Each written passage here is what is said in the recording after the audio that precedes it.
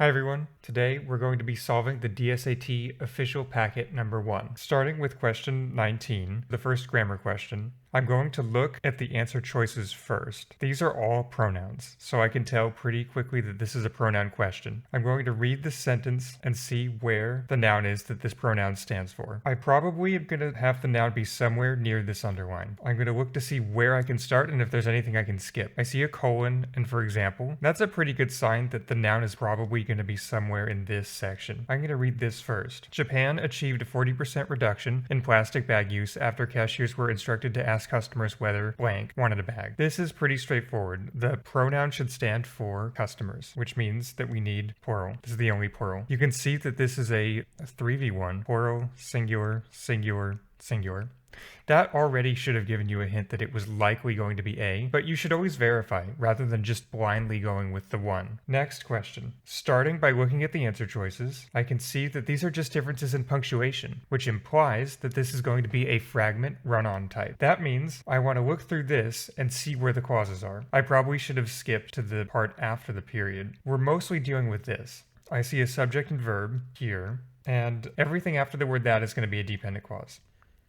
So I'm not going to use a semicolon, and I'm not going to use a period because those would combine independent clauses. My options left are A and B. And for this one, I probably actually have to consider the meaning of the passage because the colon would be for a definition or elaboration. Epicurus defined pleasure as the absence of pain in the body and of trouble in the soul, positing that all life's virtues derived from this absence. We got the definition in the quote, so it would be weird to have another definition after the quote. So we can get rid of this and go with this one. Moving on, I see with these questions, this is a spanna distribution. Spanna, in case you forgot, is singular, plural, apostrophe, no apostrophe. That's why this last A is lowercase, because there's actually only 4 items here. No apostrophe is one thing. There is plural apostrophe, its is singular apostrophe. There is plural, no apostrophe. Its is singular, no apostrophe. This means that we need to figure out if we need a verb, because A and B have verb, C and D do not have verb. That's a pretty good place to start. I'm going to start after this period because I very likely don't need to read anything before it to figure out if I need a verb. Here is a word. That means that I want an answer choice that does not have a verb because otherwise I would have 2 verbs for one subject. The subject is going to be findings, which means I need to figure out if it's going to be a single object's findings or 2 people's findings. In this case, it's these 2 scientists. I am going to go with C. Number 22. This is a parenthetical question type. The word critic is describing this person. The example that I gave in the notes was this. I met Chef Bob. This word chef is just describing Bob as a person. It's the same with the word critic and this person's Stina Chin. We cannot have these commas here. And then as far as this one, you would never separate a subject and verb with commas like this. So without even reading this passage, I know it has to be this one.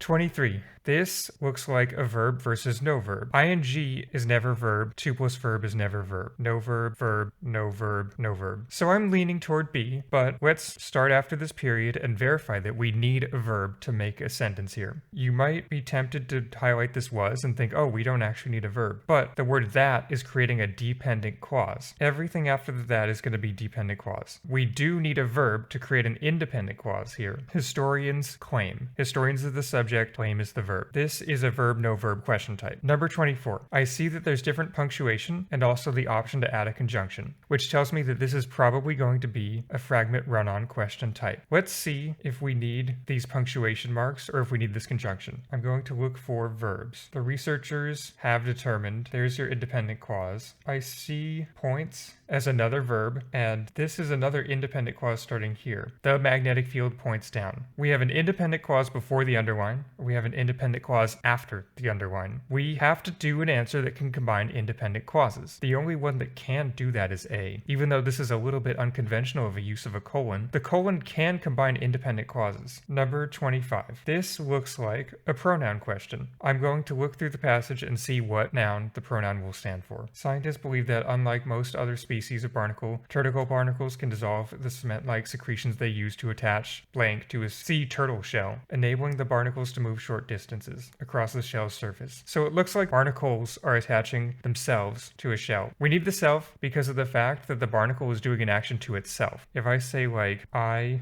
hit myself. If the subject and object are the same, you need to add this self part. So the answer has to be B. 26. This looks like all of these are verbs, which means this is probably going to be some kind of SVA question. Some question where I'm connecting a subject and verb. Let's look. I should have noticed the semicolon and started after that. Landing on one of those good spaces, blank a player to skip ahead.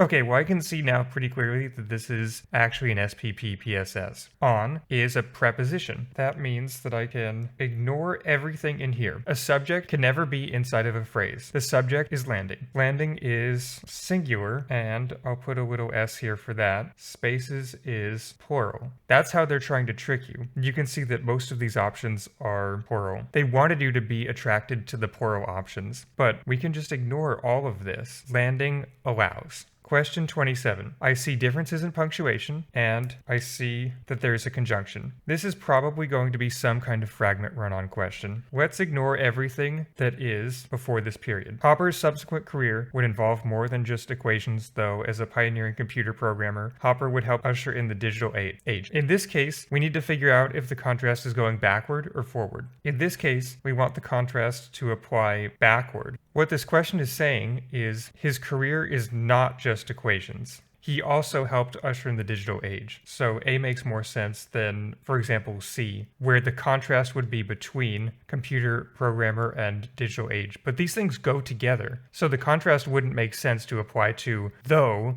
as a pioneering computer programmer, Hopper would help usher in the digital age. 28. I see that these are a word scramble. They all have the same meaning, but the wording order has changed. That means we very likely have a dangling modifier question type. We can look for some kind of ing, and here it is, and then we have to match the noun to this action. Recovering is for a person. Henry, rain.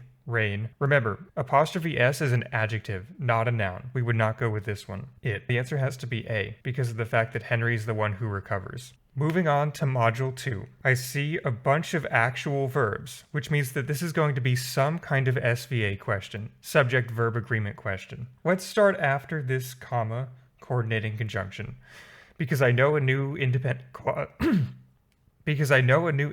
clause has to start here. Her writing something honored before. Her is just an adjective here. The subject is going to be writing. Writing is singular, which means that I need to go with a singular option. Were is plural, have is plural, has is singular, are is plural. This was a 3v1. Number 20. I see comma versus no comma, and I see the option to add a conjunction. I will notice up front that B is the only one that can combine independent clauses because of the comma coordinating conjunction. I, comma, CCI. I probably want to check first if I'm combining independent clauses. It left. There's a subject verb. Theory maintained is also a subject verb. Now that we've verified that there are independent clauses on either side, we have to go with B to avoid creating a run-on sentence. 21. I see verbs and I see no verbs. To plus verb is not a verb. Ing is not a verb. This means that I'm probably going to be checking to see if I need a verb or if I need no verb. Let's start here. The reason why I'm starting after this comma is because although is a common subordinating conjunction, which means that this entire thing is a dependent clause, and I don't really care about those for fragment run-on. Those food sources may become unavailable because of extensive snow and ice cover. There's your independent clause. Sources may.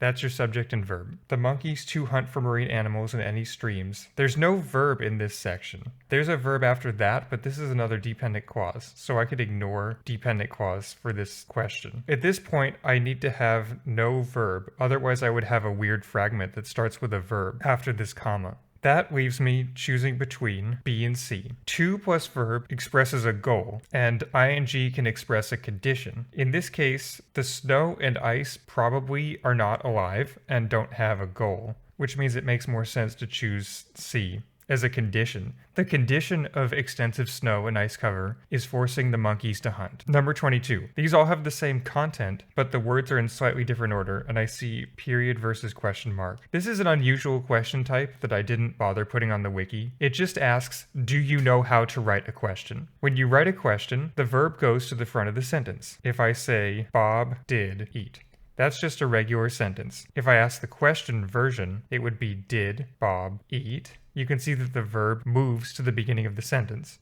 Let's verify that we need a question, and then probably go with the question choice. I see that we're starting with if, which is a good sign for question. If these plants were grown in alkaline soil, blah blah blah, Michael was determined to find out. Since he's finding out something, I think it does make sense that this is a question, and the fact that it's starting with if. D is the best choice. 23. These are all verbs, which means that there's no chance of a verb, no verb. They do have different tense. I see future, past, and present. I'm probably going to be looking for tense or subject-verb agreement. I see this today phrase, which is an indicator that we need a certain tense, present tense, because today is now, which means I can just go straight to D. 24. I see that these are all the same words in the same order, but I have different punctuation options and conjunction options. Let's see if we need to combine independent clauses or not, because only one of these can do that. That would be C with a period. I'm going to scan this passage for verbs. The first spreadsheet improved. Here's a that has a dependent clause. None of this really matters for us because we're just checking for independent clauses. After this comma, after release, let's see if there's another subject and verb. Changing, required. That's a subject and verb for an independent clause. That means we have to go with C.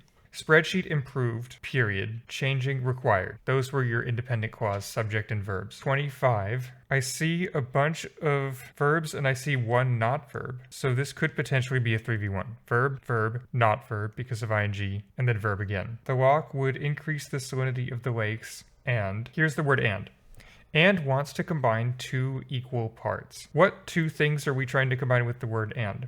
In this case, it's probably increase. The walk does two things, or the walk would do two things. First, the walk would increase salinity. Second, the walk would create natural barrier. That actually means that this answer B is correct. And in this context is not a verb, but you don't have to worry about that. We're combining what are called infinitives here. Increase and create are the basic form of these words. 26. I see all of the same content, but the words are written in a different order. This is very likely a dangling modifier question. Where's the ing? It's right here. Being cheap, versatile, and easy to produce. What is cheap, versatile, and easy to produce? Is it there? Is it problems? Is it problems? Why did I go all the way to problems for C? It's because commercial is an adjective, apostrophe makes this an adjective, to is an adjective, associated is kind of like an adjective, which means that problems is the first real noun in this choice. Plastics is the thing that's cheap, versatile, and easy to produce. It has to be D. 27. This is another of the parenthetical questions where you need to have a noun modifying another noun. This is the Chef Bob example again. I met Chef Bob. Chef is working like an adjective to describe Bob. The same thing is happening with biologist describing Yuri Lee. We're left with B and C. I would never have these commas after biologist. Let's see if we need any sort of punctuation after Lee for a different purpose. Oh, I should have started after this period. I don't care about this prepositional phrase with in. Plant cell biologist Yuri Lee showed. Okay, the verb comes right after the noun. You would never be able to have a single comma separating a subject and verb. The answer cannot be B. And that is all the grammar questions for dSAT Packet 1. If you made it this far, thanks for watching. Let me know in the comments if you have any questions or any other topics you'd like me to go into more depth on. Okay, have a good day.